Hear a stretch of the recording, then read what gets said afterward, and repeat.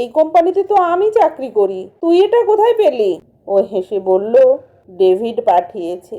আমি থমকে গিয়ে বললাম, কোন ডেভিড? David Thomson? সে মাথা নেড়ে বলল, হ্যাঁ, আমরা বহুদিন ধরেই একসাথে ব্যবসা করি। আমি যেন বিশ্বাস করতে পারছিলাম না, এই মানুষটাই আমাদের কোম্পানির 70%-এর মালিক, যার নামে আমরা সম্মানে মাথা নিচু করি।